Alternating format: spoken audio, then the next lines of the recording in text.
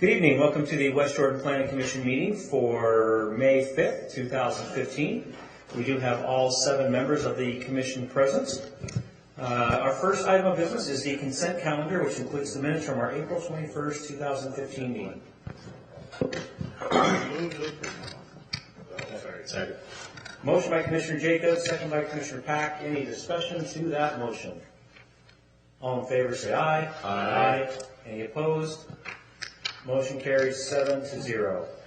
We did have, we have one business item this evening, which was just an informational only, looking at a park plan. And we discussed that in our pre-meeting. Anybody need any further discussion on that? It's a very nice park. I concur. Excellent then. Moving along then into our public hearings. We do have 3 public hearings tonight. The first one is the Gardner Station, 1206 West, 7800 South. We are considering a preliminary subdivision plat, a site plan, and a development plan in the PC TSOD zone. Colosimo Brothers are the applicants for this. Is the applicant present? The time is now yours, sir.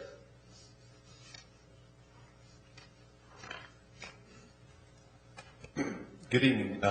Joe Colosimo, 155 West Malvern Avenue, Salt Lake City, 84115. I kind of wanted to give you some history and kind of bring you up to speed where we're at and how we've gotten to this point so far. After a long entitlement process, we received approval in November of 2014. Through the course of getting that approval, we received a lot of great input from the neighbors and worked closely with them. And our approval included some conditions. One of the conditions was a building height not to be taller than 58 feet, that we had a trail down the north side of our project that would connect to Gardner Village via the vehicular bridge or a pedestrian bridge if the vehicular bridge didn't make it in time. A left turn pocket off of 1300 West into my project to the north, and then an A-cell and a D-cell lane. The city removed some TSOD designations on some key surrounding pieces of ground. And then the fourth thing, or the fifth thing I guess it is a development agreement on the corner. And so if you look at the corner here, which one's the light?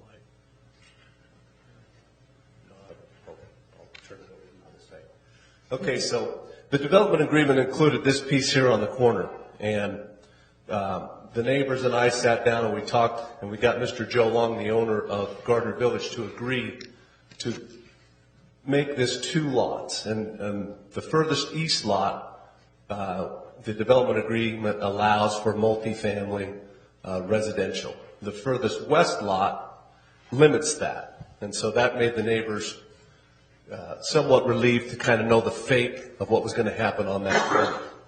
And so tonight, it brings me back tonight to talk a little bit about that development agreement and our site plan and trying to amend that application.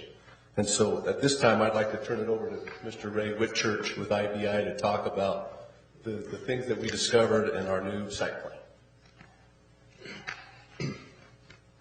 Sorry, I was a few minutes late. Could you give us your name again? Ray Whitchurch with the IBI group. Thank you. And so when we came into this plan originally, we wanted to figure out, what's changed since we got in, and we wanted to go through that. And I'm going to try to get my bearings because I'm not exactly sure what Joe talked about before I got here. Essentially, the goals remain the same on the project. That was really to create a great place, create a great street, and to reshape the development so that it would meet the needs of a walkable community and at the same time attach better to the transit node over at the station, at Gardner Station.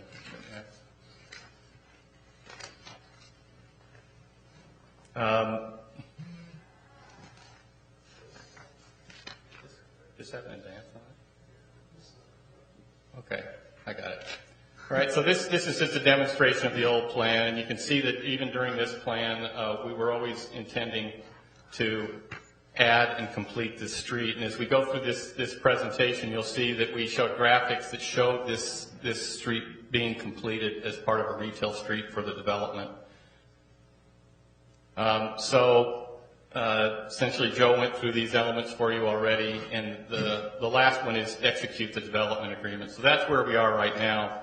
We had an agreement with the city, whether it was verbal or whether we actually executed it. It's alluded to in the development agreement that we would complete that street for them, and that the neighbors were very supportive of that taking place. So essentially, when we went through the process, during that process, we decided as a group that it would be better to upgrade the buildings and add elevators to the buildings. What that did is it opened up additional opportunities in the site plan. As you can see in the original site plan, we had penetrations between the buildings going out to this main street. These were right up next to the property line. We wanted to, with the elevators being in the building, we could consolidate the buildings, we could pull them forward and move them further away from the residential properties. We could remove the penetrations, we could remove the penetrations out onto the main street. And at the same time, we could complete this retail street, which we always knew we were going to come back in and amend the plan to do. Building 6 and 7, also we decided that since we have this great kind of L-shaped building, that we would place rooftop gardens on the top where we could get more individuals on the street, or eyes on the street, we call it in the urban design world, which enhances the security and makes this a more active place.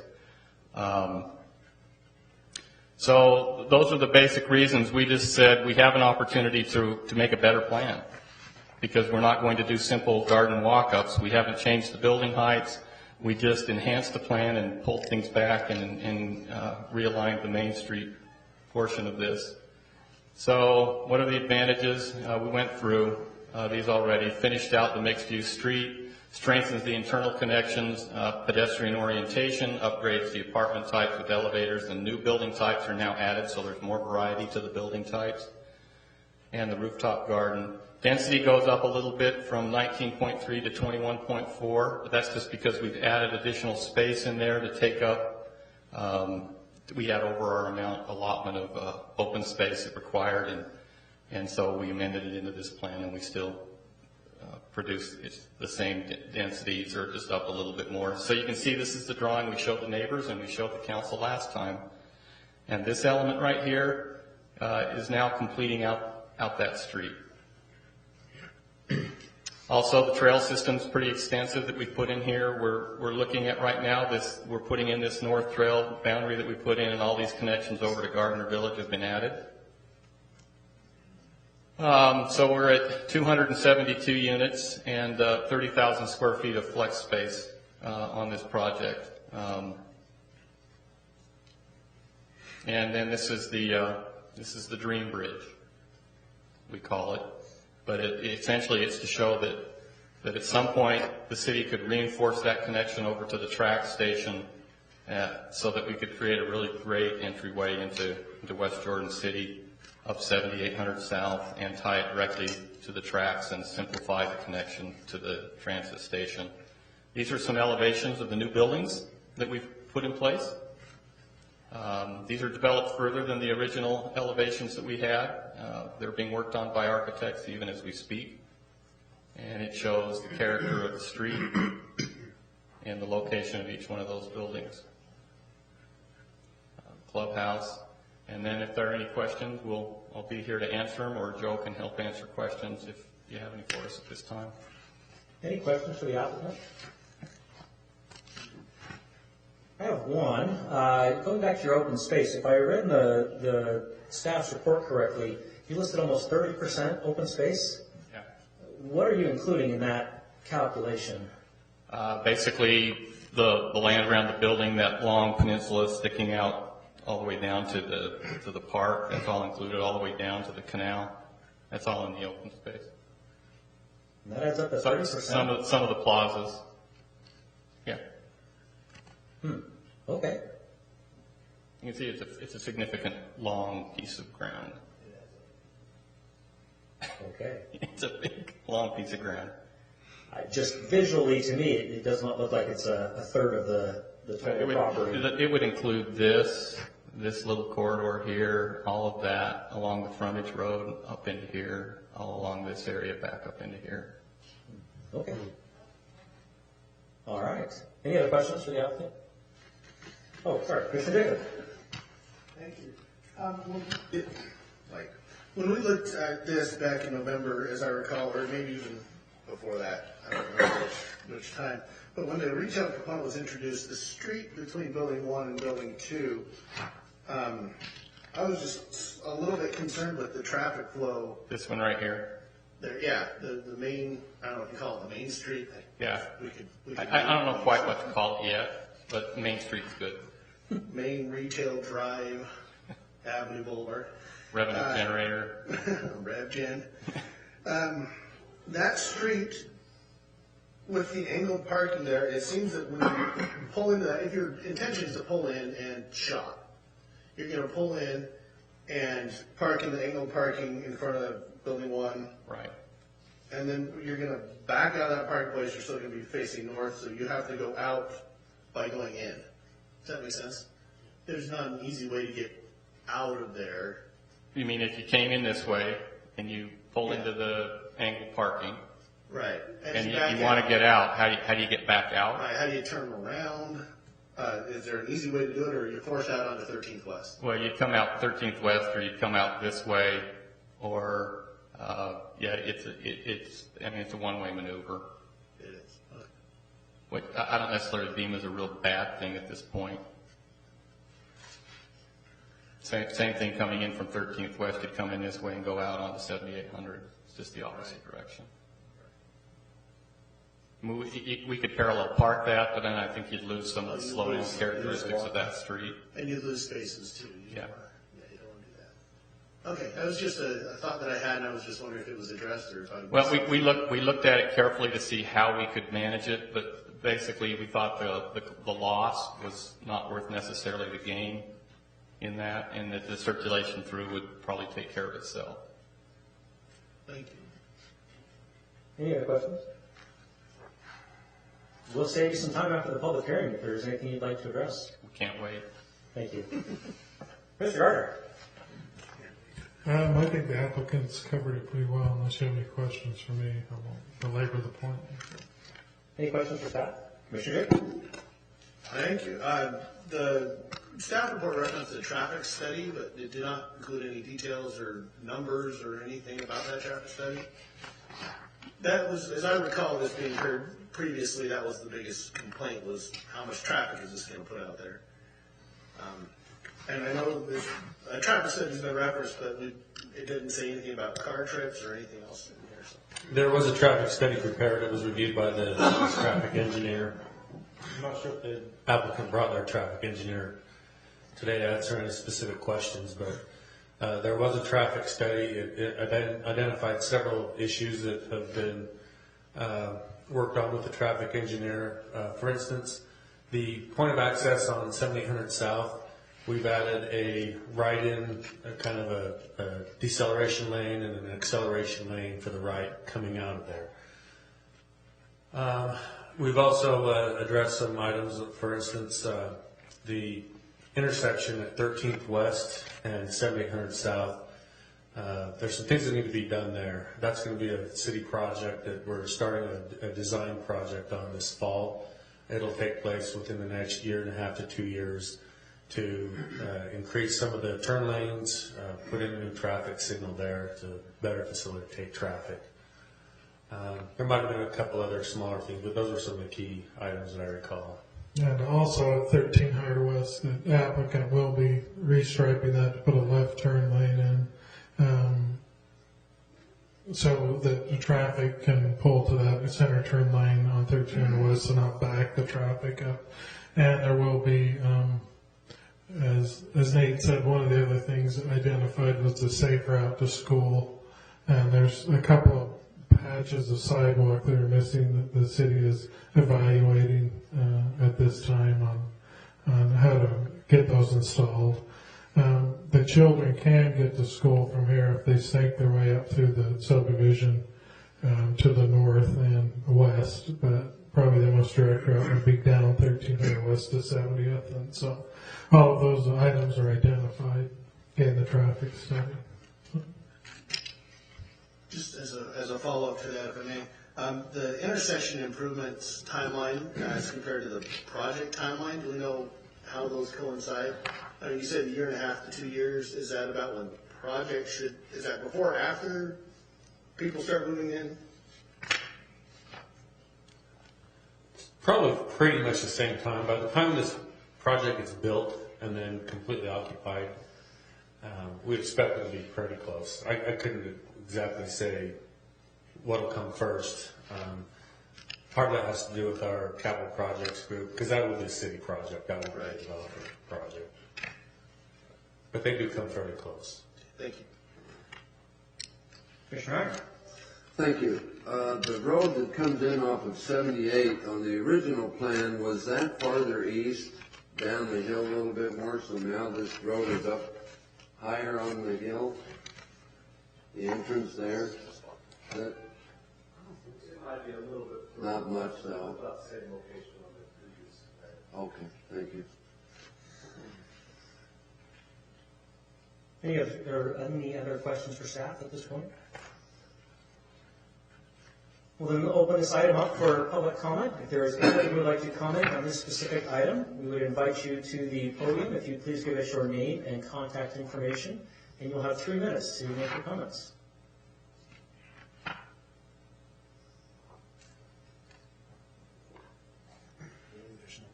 Seeing none, we'll then close the public hearing and bring it back to the commission for discussion. Any further discussion? Forgive me while I pick my jaw off the floor. Commissioner Pack.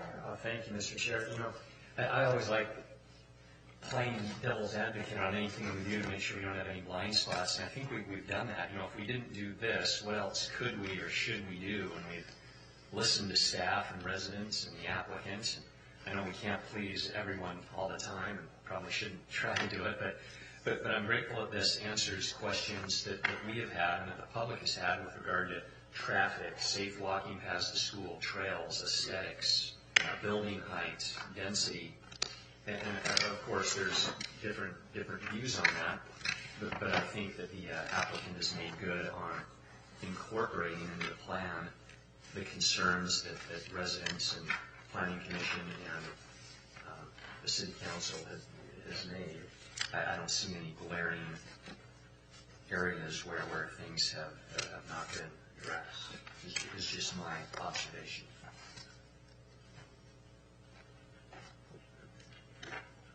Commissioner Jacob. Thank you. I'm just throwing this out here for discussion.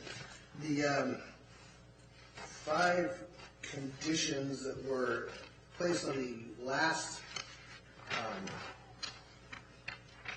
vote by the city council, conditions 1 through 5 are on page 2 on the staff report. They've been mentioned in the discussion tonight as well, are not in the conditions of approval for tonight on any of the motions as listed in any case. So I was just wondering if we need to incorporate those, or if those have already been addressed. They're part of the development plan, they're part of the site plan, however that might be. I don't know if we need to write those back in. It looks like that was adopted in ordinance 14-11. If I'm reading that right. Okay, so I'm a little bit confused. 1411 was ratifying a density of 19.25, total 224 units. We're throwing ordinance 1411 out with the bathwater here and starting over. You're correct. So remember, this is a new application. That's what I mean. And so those conditions of approval are reflected in the plan you're seeing now. Okay. So they don't need to be separately addressed. No, they don't, because the plan that you're approving now reflects those conditions. Reading through these, they are separately addressed throughout the conditions of approval, the striping and the decel lane and sidewalks and pedestrian bridge and all that, so. Okay. Just wanted to double check on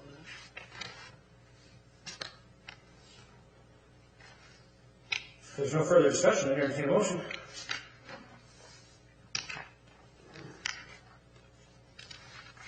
I'd be happy to go ahead and make that motion. First of three, preliminary site plan. I move that the Planning Commission grant preliminary approval of the station at Gardner Mill preliminary site plan for the property located at 7659 South, 1300 West in the PC TSOD zoning district with conditions 1 through 4 as listed in the staff report. Second. I have a motion by Commissioner Laws, second by Commissioner Pack. Discussion of the motion. Commissioner Heimer. Sorry, I pushed the button inadvertently. Commissioner Daniel. Thank you. I'll be honest, and I have voted against this project twice, I think, mainly because the neighborhood came out in force and said we don't want it. However, this public hearing tonight was not in the same vein as the neighborhood, as the neighborhood's previously recorded sentiments. So I'm guessing it changed enough that people like it now? Question mark. I hope that's what that's indicative of. I hope that's what that is indicative of. So that's my only point, is that's my main reason for opposing this in the past, and nobody cares anymore. Any other discussion of the motion? Sure. All in favor, say aye. Aye. Any opposed? Motion carries 7-0. I move that the Planning Commission grant preliminary approval of the station at Gardner Mill preliminary development plan for the property previously mentioned, subject to the conditions of approval having been met. Second. Motion by Commissioner Law, second by Commissioner Pack. Any discussion to the motion? All in favor say aye. Aye. Any opposed? Motion carries 7-0. Third motion, I move that the Planning Commission grant preliminary approval of the station at Gardner Mill preliminary subdivision for the property previously mentioned with conditions 1 and 2 as listed in the staff report. Second. Motion by Commissioner Laws, second by Commissioner Pack. Any discussion to the motion? All in favor say aye. Aye. Any opposed? Motion carries 7-0. Which brings us to our next public hearing, which is the Winsong subdivision, 7101 West, 8200 South, preliminary subdivision plat in an R18E zone. Blue Bison Development, Jacob Satterfield is the applicant. Is the applicant present? Time is now yours.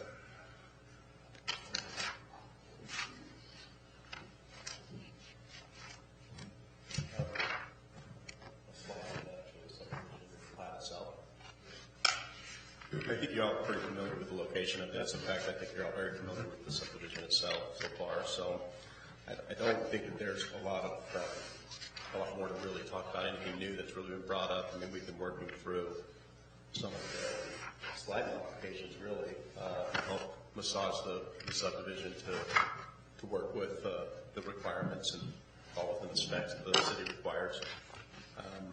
As it sits right now, there's 190 lots within that area, all of which are at the 8,000 square foot minimum or larger.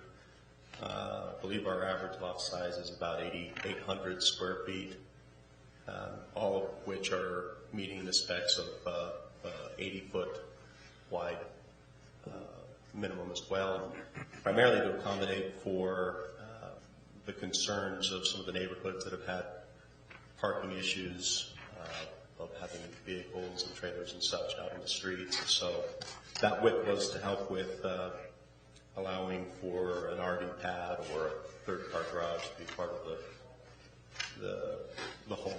And we've worked on some of the street layouts to one, to kind of help it have less of a grid pattern and nothing but four-way stops in it to make it feel a little bit nicer. And also some traffic items such as like the roundabout there at the entrance. My lot 1 that you see there serves as way to be able to help the entrance look a little bit nicer, but also to be able to help with the traffic flow. And we've added in there also on the east side of the subdivision, you'll see between lots 93 and 94, as well as lots 89.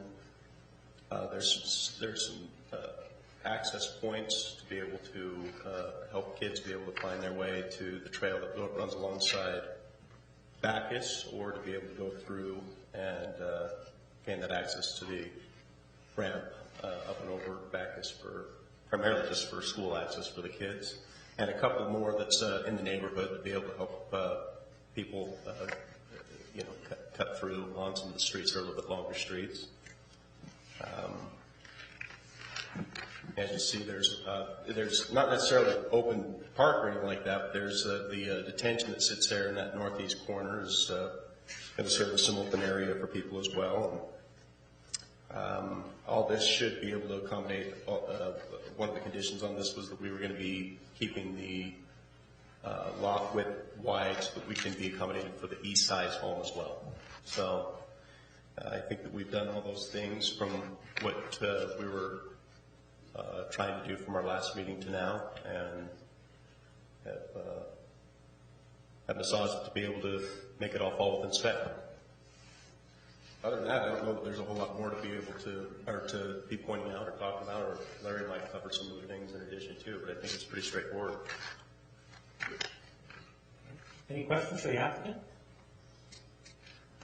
Thank you. We'll save you some time after the public hearing if there's any you'd like to comment on. Okay, sounds good. Mr. Gardner again.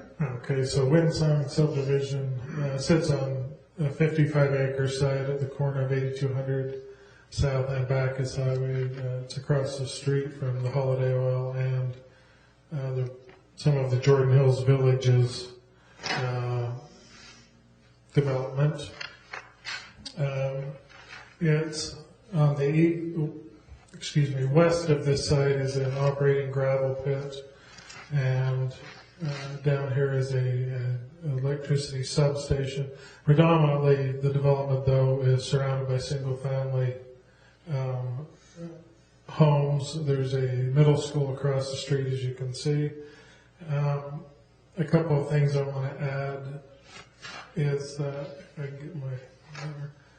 there will be a trail along 800 South that will come roughly, as you can see how the pointer is going, that will connect in the future to the Bonneville Shoreline Trail as that's developed in the future. Now that could be a long ways in the future, but it is in the future. So it'll basically dead end where the subdivision enters right at this point.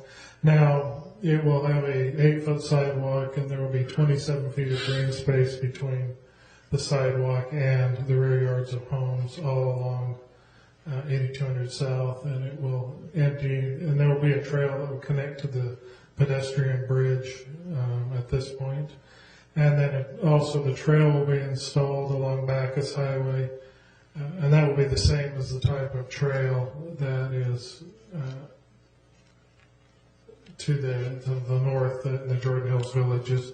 That will not be a landscape trail, however, it will be an 8-foot asphalt trail with what we call natural landscaping. And so you can imagine, but that's what the city has chosen to do. And those will both be dedicated public trails.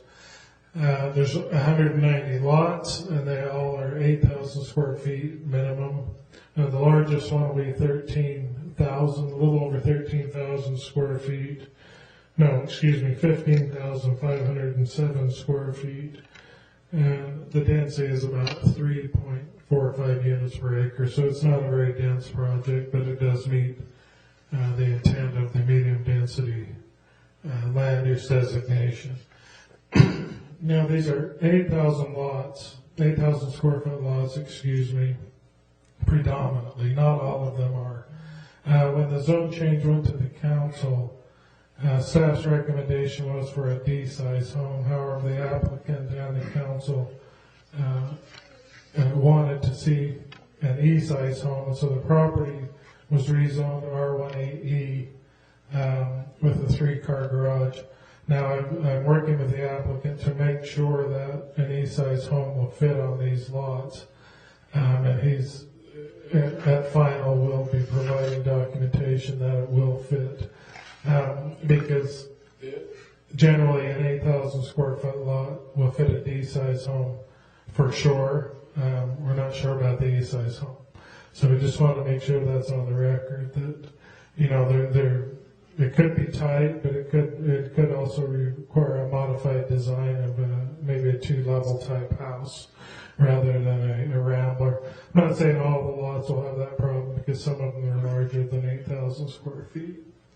And so, you know, this subdivision meets all of the requirements of the zoning ordinance and the subdivision ordinance at this time.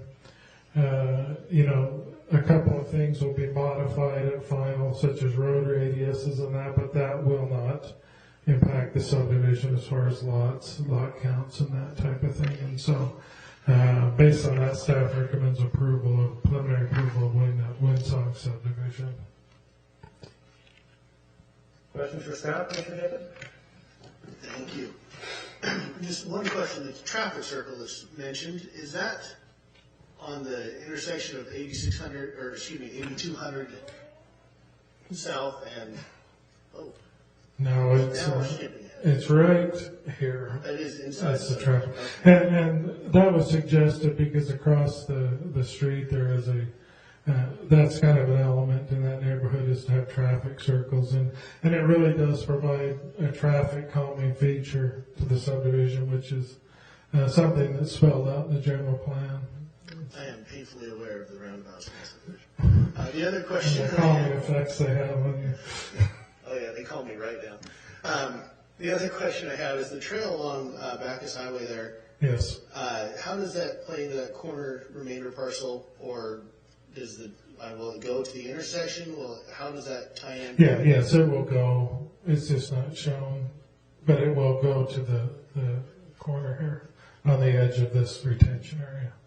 Okay. And so it will complete, you know, it will hook up with this trail, so to speak, but it will land down here anyway because this is undeveloped property. So. That was my other question. There will not be any access to that trail. I know on the northern side of this, adjacent to the sycamores here, there is 1 or 2 sidewalks between houses where you can get into the neighborhood from that trail. Yes, there is actually a couple of accesses along one of them, or at least one that I know of. Oh, they're between. Probably about this point. I think it's right here actually is the access point. Okay. And so they will be able to access, you can see these trails, this point, and then also at this point. Okay. Yes, I noticed the ones along 82, but I didn't notice the one along Bacchus. So appreciate it. Commissioner Gray? Do we know, what's the time frame for Stokesley Drive to be completed? Do we have any idea? That will be based on how fast the property to the west develops. I guess my big concern looking at this development right now is that, I mean, Stokesley's going to be like half the street. No. The applicant will be required to build a full street. So that will be a full street. Yes. So that there's a full ingress egress out of the subdivision. Yes. Okay, that makes sense. Yeah. And then the second question I have is, obviously we've got the detention pond on the north, on that northeast corner of the property. How are we mitigating the creek or the intermittent creek that's along that north end of the property? The wash. Yeah. That'll actually be, if I can get there. It actually runs kind of like this now, but it will be piped at this point and taken through this new landscaped area. Okay. Commissioner Scosby? Forgive my ignorance on this, but what's the minimum side yard setback requirement? 8 feet. 8 feet. Okay. That's on an interior, a lot of corner lots, of course, in 8 feet on the interior and 20 on the corner side. So. Okay. Great. Any other questions for staff? Then open this up to the public. If there's anybody who would like to comment on this particular item, the time is now yours. Seeing none, close the public hearing and bring it back to the commission. Commissioner Green. I move that the planning commission approve the preliminary subdivision plat for the Windsong residential subdivision located at approximately 7101 West, 8200 South, subject to 11 conditions listed in the staff report, plus a 12th condition that the application that was filed with the City Planning and Zoning Commission include the name of the trust that owns the property, so that the application is amended to. So what I'm doing is moving to approve it with the 11 conditions, with the 12th condition that the application be amended to indicate the true property owner on the application. I'll second for discussion. The motion by Commissioner Green, second by Commissioner Jacob. Discussion of the motion. Commissioner Jacob. I guess I would like to request a legal opinion from staff if the 12th condition as listed is necessary. Well, there's been a question raised as to the actual name of the property owner, so I think it's an appropriate condition to at least make sure that the record owner is listed. Thank you.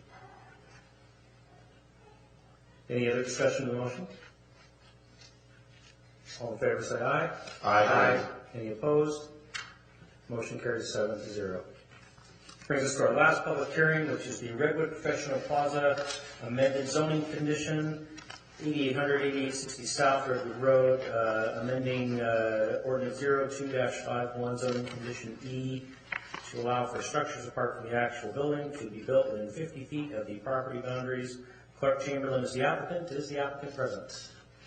The time is now yours, sir. All right, my name is Clerk Chamberlain. I'm representing the Redwood Medical Plaza, approximately 8800 South Redwood Road. We have been working with one of our longest occupying tenants out there in an effort to have them stay on site and expand into about a 10,000 square foot space in that building. As part of their contract, they have requested that we provide 6 covered parking, carport, I guess, area on the west side of the project. And so in that proposed area, exactly, we're looking to place those 6 covered carports. The carports will be constructed of galvanized steel, so we shouldn't have a rusting problem. They'll also be powder coated, which will match the color of the building, so we're hoping that kind of blends in and makes it less obtrusive. With that, there's a 20-foot landscape area that we will maintain. The carports will be outside of that area in the existing parking, at that existing parking level right there. The parking, from the parking up the landscape area, you'll see that there's a 3-foot berm. It's about 3 to 4 feet, and then on top of that berm we have, on average, an 8-foot wall. Where the proposed parking for the proposed carports are located, the wall through there is about 9 feet, so we're looking at about a 12-foot barrier from the carport at that point. So it should obscure any line of sight vision from the backyards through there to that covered carport area. So we're proposing that we amend the zoning to allow for these carports. Any questions for the applicant, Commissioner Jacob? Yeah, I'm just, as far as the design of the carport, is that a roof with poles or is there any walls to it? It's just a roof, minimal sloping roof with sloping pitch, but it's just a standard carport. Yeah, carport. exactly. Okay, perfect, thank you. Yep. Any other questions? Commissioner Pat? Just a quick one, please. Thank you. I remember on a recent field trip with City Council and Planning Commission, we noticed how aesthetically pleasing it was with carports that had pitch roofs instead of a slope. But I don't see that anywhere where it's an ordinance, a condition that we would need. So just to clarify, it just has a slight. It'd have a minimal pitch. So And I get, go ahead. Yeah. So I don't know if we could require that, but I just wanted to mention for future reference, that'd be great if we could, move forward on that. That'd be a boon to West Jordan if we could make carports look a little better. I'm not saying you're not trying to make yours look nice, but I think the one condition we run into, if we pitch it, it makes it a little bit more visible sure. to the neighbors there. So. Thank you. Any other questions for the applicant? Thank you. Thanks. Mr. Gardner. And I think he covered this well. I might add that we don't add conditions to zoning conditions. So it's either all or not, either you're allowed or you don't. And if you can see to the north, the big white, let's see if I can get, there we go. The white, that is a carport that is there right now. It'll be exactly like that. What there is the T-type carport. They have one pole and then a roof on it. And I agree with you. I think that the lower, it won't even be visible at all at this point from the neighboring properties to the west. And so that's all I've got, unless you have questions. Any questions for staff? Commissioner Jacob. I've got a lot to say. I guess so. Wow. All right, just one question. This removal of this ordinance isn't specifically removal of the ordinance. Removal of this condition or modification of this condition isn't necessarily limited to these 6 parking spaces that we're talking about now. It could apply to anywhere in the parking lot basically that falls within this buffer zone. On the west, I believe it says, it would be just in that West property line, west yeah. Any west property line. Yeah. Okay. So if another tenant wants more carports down the road, it'll be okay. Yeah. Okay. Thank you. Any other questions for staff? Open this item to the public. If there's anybody who would like to comment on this specific item, you will have 3 minutes. Thank you.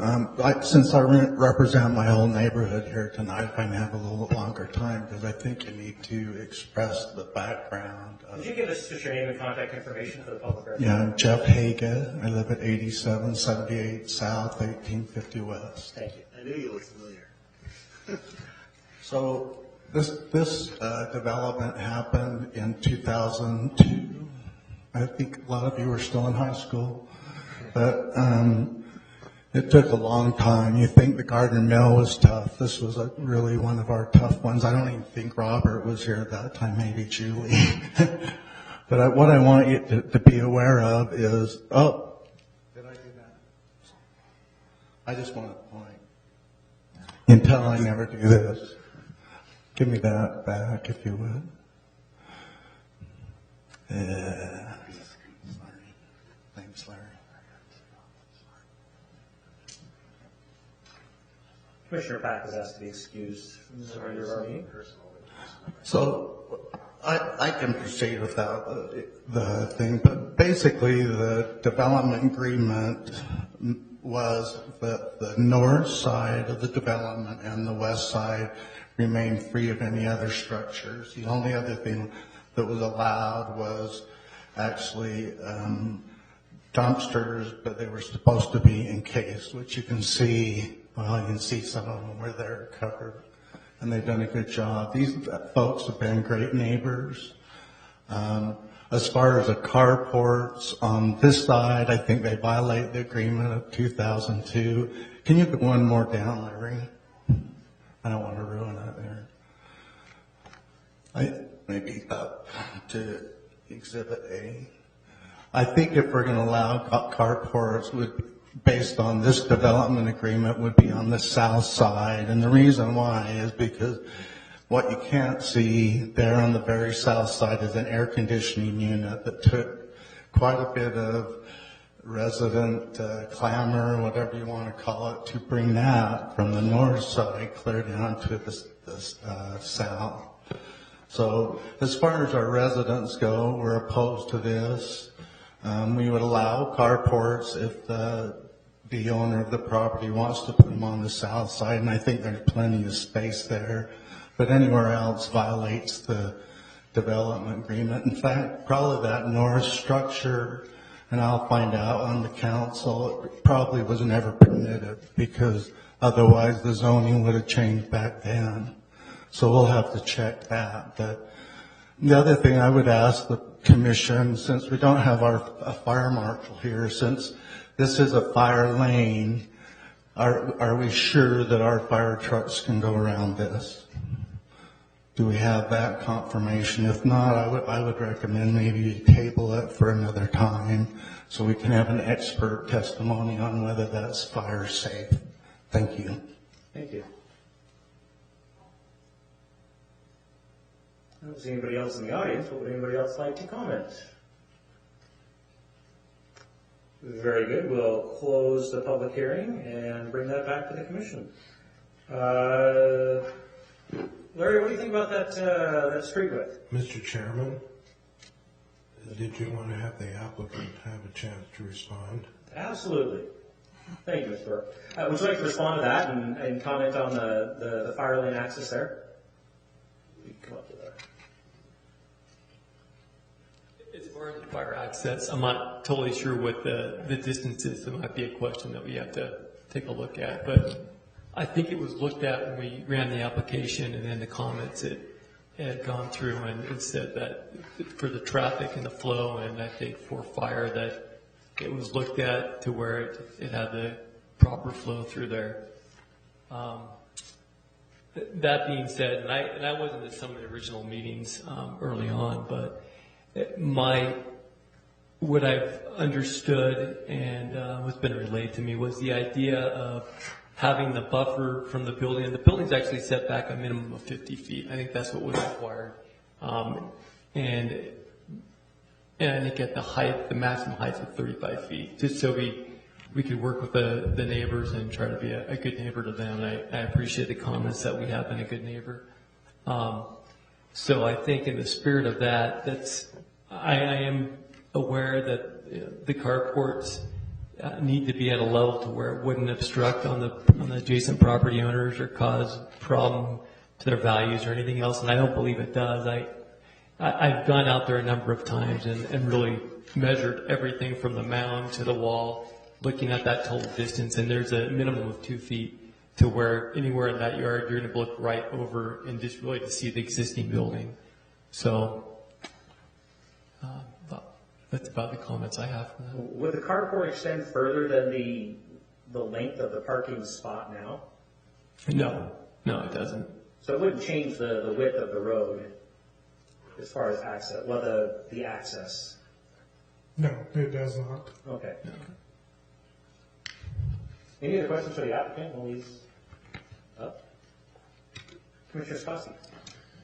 My question is not necessarily for the applicant, it's more for the home or the individual representing the homeowner. I think that we need to address the applicant. That's a public hearing, and okay. And he represents himself, not the neighborhood. I understand. And so if we can just limit the comments to the applicant and the staff. Well, then perhaps I can, yeah. So. We're not at a public hearing moment, so if you just hang on. Public hearing's been closed. All right, well, then maybe I can just address it this way, and that's that it said in the report that the building, the structure itself will be lower than the wall adjacent to the property.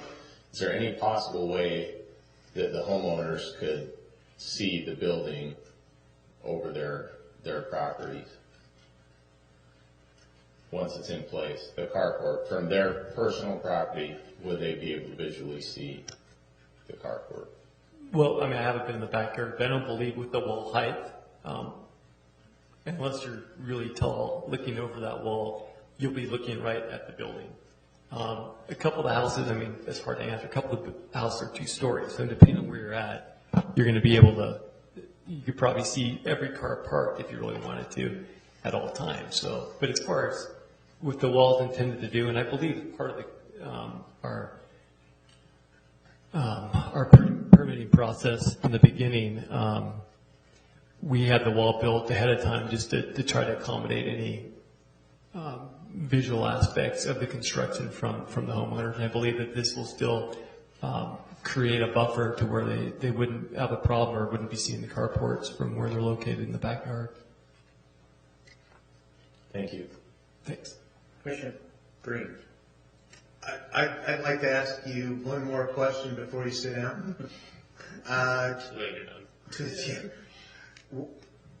Is there, and maybe the staff can also answer this question, but do the carports have to be on the west side of the property? What would happen if they were along if they were on the other side of the parking lot next to the building, or does that cause a fire code issue?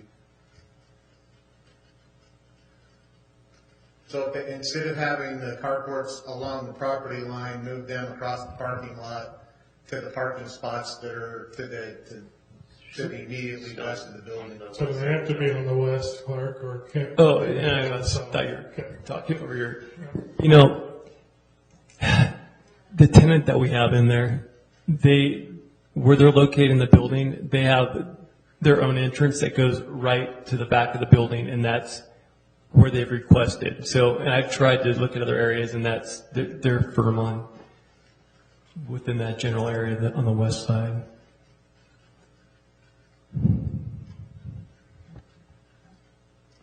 Okay, I'm good. Commissioner Jacob? Just one and a half follow-up questions. First of all, how long is the carport? Or in other words, from east to west on this picture, how wide is that carport? I mean, not the lengthwise, but the short way, you know what I mean? Deep. Each car. It's going to put 6 in, and their average of 9 feet, so 54 feet. The other way. 18 feet. 18 feet. Yeah. Okay, thank you. And then I believe what Commissioner Green was asking was, can you put the carport on the same side of the building, but up against the building? I think it looks like there's a car parked there, just on the north end of the red rectangle, And right up against the building. I can answer that Okay. because I talked to the building official and the fire department. They're uncomfortable with those being there for potential fire load next to a building, and it's an unsprinkled fire load. This building is sprinkled, so what you introduce when you put a carport next to a building is the potential for a fire load that's unsprinkled. So a car could catch on fire, thus catch on, and so they want to avoid that. And so the building official would not approve that. That was the first thought we had, is just to put it next to the building. Gotcha. Perfect. Thank you. Do you have another half question? Nope, that was the other half. Any other questions for the applicant while he's up? Very well. Thank you. Okay, thank you. Any other discussion? Commissioner Jacob? I just was doing some quick math, so I figured I'd share with everyone. And that is with the 20-foot landscape buffer, the 18-foot carport, and it's a total of 82 feet between the fence and the building. That leaves another 18-foot parking place and 30 feet in between the two parking places. I think it's plenty wide for a fire truck. But we don't need to know that necessarily because this goes to the city council where the fire chief will be present and he can answer how wide a fire truck is or needs to be. So just thought I'd throw that out there. Why, thank you. Any other discussion? Greg, you have something for us? Could I state that this isn't about the structure itself, it's about the amendment of the condition. We will be looking at the structure at the time of amended site plan and or building permit. Commissioner Jacob? With that in mind, I'll go ahead and make a motion that we forward a positive recommendation to the city council to amend item E of ordinance 0251, reading E period. Building setback from north and west property lines 50 feet, not including the loading docks, dumpsters, and carports constructed in the established parking lot area. Setback from the south and east property lines is required in the SC2 zone setback and buffer. Second. Motion by Commissioner Jacob, second by Commissioner Skoski. Any discussion to the motion? All in favor say aye. Aye. Any opposed? No. Motion carries 5-1. concludes our agenda for this evening. Anybody else have anything we need to discuss? I would then entertain a motion to adjourn. I move we adjourn. Anybody in opposition to that? We stand adjourned until May 19th, 2015.